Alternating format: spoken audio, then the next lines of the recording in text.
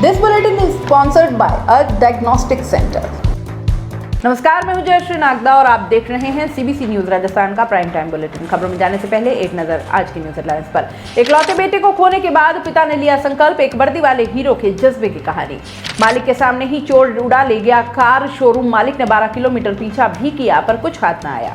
उदयपुर में ठगी करने वाला तांत्रिक पकड़ा, बीमारी ठीक करने का वादा किया, जेवर से भरी पोटली लेकर भागा। दंगे के आरोपी पार्षद की संपत्ति होगी कुर्क। करौली दंगे के फरार आरोपी पार्षद मतलूब अंजू साहेब सिंह राजाराम गुजर की संपत्ति होगी कुर्क। सतीश पुनिया ने चला नया सियासी दाव। पूर्व सीएम वसुंधरा राजे के करीबी यूनिस खान की बड़ी मुश्किलें। और अब खबरें विस्तार से। राजस्थान के झुंझुनू के पुलिसकर्मी शैतान सिंह को आप तपती दोपहरी में भी लोगों को रेबीज के लिए जागरूक करते हुए देख सकते हैं। उनकी आप बीती इससे ज्यादा इमोशनल है। 9 जनवरी 2021 को उनके इकलौते बेटे प्रिंस को कुत्ते ने काट लिया था। बच्चे को डॉग बाइट के घावों के ग्रेड के हिसाब से इलाज नहीं मिला। 14वें दिन बच्चे में रेबीज के लक्षण नजर आने लगे और 20वें दिन उसकी तड़प तड़प कर मौत हो गई। बेटे की मौत के बाद शैतान सिंह और उनकी पत्नी अनीता का संसार ही उजड़ गया। लेकिन अपने लाडले की मौत के महज 16 दिन बाद उसके 6वें जन्मदिन पर उन्होंने फैसला किया था कि जिंदगी से हारेंगे नहीं, बेटे की याद में अपनी जिंदगी को नया मकसद देंगे। उन्होंने रिसर्च करना शुरू किया कि आखिर क्यों भारत में रेबीज से मौत हो रही है। उन्होंने पाया कि रेबीज से मौत होने के पीछे सबसे बड़ा कारण जागरूकता का अभाव है। आज भी 90% लोगों को मालूम ही नहीं कि डॉग बाइट के तुरंत बाद क्या करना चाहिए और क्या नहीं करना चाहिए। 2008 बैच के कांस्टेबल शैतान सिंह ने सोशल मीडिया के विभिन्न प्लेटफॉर्म के माध्यम से अपना नेटवर्क बनाया और लोगों को रेबीज की रोकथाम के लिए जागरूक करना शुरू किया।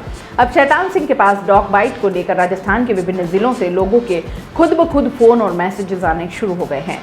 रिजर्व पुलिस लाइन झुंझुनू में कार्यरत शैतान सिंह अपनी ड्यूटी के अलावा खाली समय में लोगों के फोन आने पर तुरंत उन्हें सही उपचार का तरीका बताते हैं।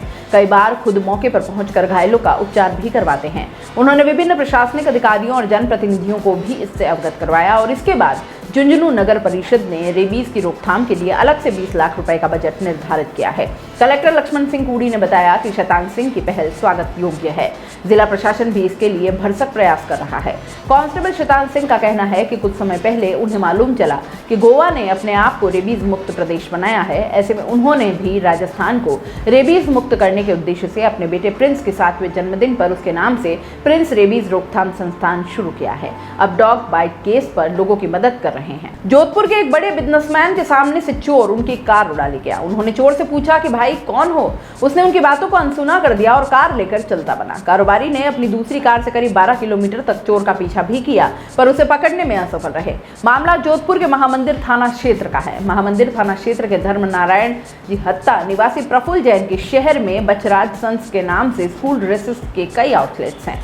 उनकी एक कार घर के सामने खड़ी थी। बुधवार रात वो आउटलेट से घर लौटे। उन्होंने अभी अपनी कार रोकी भी नहीं थी कि सड़क किनारे खड़ी दूसरी कार पर नजर गई। उन्होंने एक अनजान युवक को उसमें बैठते देखा और उसने मुंह पर रुमाल बांध रखा था। वह कुछ समझ पाते इससे पहले उस युवक ने कार स्टार्ट कर ली। प्रफुल्ल जैन को शक हुआ तो उन्होंने पूछा भी कि भाई कौन हो। चोर ने उनकी एक न सुनी और कार को लेकर भाग गया। मुश्किल से 10 सेकंड में ये सब कुछ हो चुका था। उन्होंने करीब 12 किलोमीटर तक पीछा भी किया। यह पूरी घटना घर के बाहर लगे सीसीटीवी में कैद हो गई। फिलहाल महामंदिर थाना पुलिस ने मामला दर्ज कर जांच शुरू कर दी है। उदयपुर के सुखेड़ थाना क्षेत्र में बीमार महिला को ठीक करने और बेटे की शादी कराने का झांसा देकर ठगी का मामला सामने आया है। तांत्रिक कष्ट निवारण कर झांसा देकर जेवरात से भरी नकदी समेत पोटली लेकर चंपत हो गया। इस मामले में पुलिस ने त्वरित कार्रवाई करते हुए तांत्रिक को गिरफ्तार कर लिया है। गिरफ्तार तांत्रिक से ठगे गए आभूषण और नकदी बरामद करने के लिए पुलिस गहनता से पूछताछ कर रही है। एसपी मनोज चौधरी ने बताया कि थानाधिकारी दलपत सिंह राठौर नेतृत्व में टीम ने मुखबिर की सूचना और तकनीकी सहयोग से ठगी करने वाले अभियुक्त रामलाल पुत्र भीखाराम निवासी सरगरों और मेघवालों का मोहल्ला बाली जिला पाली हाल भीम जिला राजसमंद को गिरफ्तार किया है। आरोपी ने महिला से सोने के आभूषण और नकदी ठगी करने की वारदात स्वीकार कर ली है। प्रार्थी कलावती पत्नी देवीलाल निवासी बेदला ने रिपोर्ट दी कि वह बीमार रहती है। बेटे भरत को उसके दोस्त देवा ने बताया कि वह तांत्रिक बाबा है जो तंत्र विद्या से बीमारी को ठीक कर देते हैं। इस पर बेटा तांत्रिक रामलाल मीना को घर पर ले आया। तांत्रिक ने कहा कि कर्म तंत्र के दौरान आपके घर में पड़े सोने के जेवरात और रुपए एक पोटली में बांध माताजी के स्थान के सामने रखना पड़ेगा। इस पर महिला ने घर में रखे सोने के जेवरात, एक मंगलसूत्रमय पेंडल, 4 सोने की चूड़ियां, एक जोड़ी सोने के कान की गुटियां, सोने की 3 इयररिंग, एक चेन, 8 मोती, सोने की एक कान की बाली, एक कान का लौंग तथा 40,000 रुपए नकद एक रुमाल में बांधकर रामलाल को दिए, जो उसने माताजी के सामने रख दिए। तांत्रिक ने एक पोटली और रख दी। तंत्र विद्या खत्म होने के बाद एक पोटली रामलाल लेकर चला गया और दूसरी पकड़ा कर बताया कि इसे कल खोलना है। तांत्रिक ने यह भी कहा कि यदि आज खोल दी तो तंत्र विद्या फेल हो जाएगी। जब महिला ने दूसरे दिन पोटली को खोलकर देखा तो अंदर कंकड़ एवं कचरा था, ज्वेलरी और नकदी नहीं थी। इस पर महिला ने तांत्रिक से संपर्क किया तो उसने आभूषण और पैसे देने से मना कर दिया। आरोपी के खिलाफ आईपीसी की धारा 419, 420, 406 में मामला दर्ज किया गया और जांच शुरू कर दी गई। इसके बाद पुलिस ने तांत्रिक को पकड़ा है। 2 अप्रैल को करौली में आयोजित नव संवत्सर बाइक रैली पर पथराव के बाद हुई आगजनी, उपद्रव व दंगों में फरार चल रहे आरोपियों की गिरफ्तारी के लिए पुलिस प्रशासन ने अब सख्त रवैया अपनाने का फैसला करते हुए फरार आरोपियों की संपत्ति कुर्क किए जाने को लेकर अदालती कार्यवाही शुरू कर दी है। पुलिस ने मामले में फरार चल रहे 4 आरोपी जयपुर ग्रेटर निगम की मेयर डॉक्टर सौम्या गुजर के पति व नगर परिषद करौली के पूर्व सभापति राजाराम गुजर, हिंदू सेना प्रदेश अध्यक्ष साहब सिंह गुजर, मतलूब अहमद और अंची की संपत्ति कुर्क करने की कार्यवाही शुरू कर दी है। अदालत से वारंट जारी होने के बाद चारों फरार आरोपियों की संपत्ति कुर्क की जाएगी। करौली में हुए दंगे के मामले में पुलिस ने पहला मामला दर्ज करवाया। इसके बाद 40 पीड़ितों ने भी मामले दर्ज कराए हैं। पुलिस अधिकारी द्वारा दर्ज कराई गई मामलों में 37 लोग नामजद व 90 अज्ञात थे। बाद में पुलिस ने मामले में वीडियो फुटेज, मोबाइल लोकेशन सहित विभिन्न सबूतों के आधार पर 144 से अधिक लोगों को चिन्हित किया है। चिन्हित आरोपियों की गिरफ्तारी के लिए पुलिस की 10 टीम गठित कर जगह जगह दबिश दी जा रही है, लेकिन आरोपियों का कोई अता पता नहीं लग पा रहा है। पुलिस ने मामले में अब तक 29 आरोपियों को गिरफ्तार कर जेल भेजा है, जबकि 2 नाबालिगों को भी निरुद्ध कर बाल सुधार गृह भेजा है। अब पुलिस अधीक्षक शैलेंद्र सिंह इंदौलिया ने आरोपियों की गिरफ्तारी को लेकर कड़े एक्शन लेते हुए न्यायालय में धारा 37 के तहत वारंट की प्रक्रिया शुरू कर दी है। इसके चलते करौली नगर परिषद पूर्व सभापति राजाराम गुजर, हिंदू सेना प्रदेश अध्यक्ष साहब सिंह गुजर, पार्षद मतलूब अहमद और अंची की संपत्ति कुर्क करने की तैयारी की जा रही है। इसके लिए पुलिस ने चारों आरोपियों की संपत्ति का ब्यौरा एकत्र करना भी शुरू कर दिया है। शेष आरोपियों की गिरफ्तारी नहीं होने पर उनकी संपत्ति की कुर्की के लिए कार्यवाही की जाएगी। संपत्ति कुर्क करने के लिए न्यायालय में धारा 37 के तहत बुधवार को वारंट जारी कर दिए हैं। पुलिस द्वारा अब जांच पड़ताल और चारों आरोपियों की संपत्ति की जानकारी जुटाकर न्यायालय के निर्देशानुसार कुर्की की कार्यवाही की जाएगी।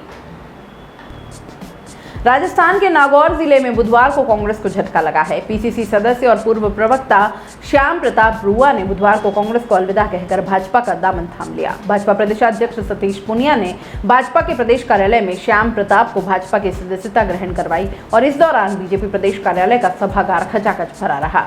यहाँ पर श्याम प्रताप को समारोह पूर्वक पार्टी में शामिल किया गया। भाजपा में आने के बाद माना जा रहा है कि नागौर जिले की डिडवाना विधानसभा सीट से 2 बार के विधायक और वसुंधरा राज्य सरकार के दोनों कार्यकाल में मंत्री रहे यूनुस खान की मुश्किलें इससे बढ़ गई हैं। बता दें कि श्याम प्रताप रुआ इससे पहले बसपा में रह चुके हैं।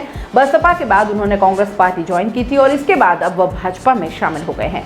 श्याम प्रताप रुआ 2 बार सरपंच रह चुके हैं, साथ ही 1 बार डिडवाना से पंचायत समिति सदस्य का चुनाव भी जीत चुके हैं। श्याम प्रताप दोनों ही बार बसपा के टिकट से मैदान में उतरे थे। 2008 में उन्हें 17,000 वोट मिले थे, वहीं 2013 के चुनावों में 20,000 वोट उनके खाते में आए थे।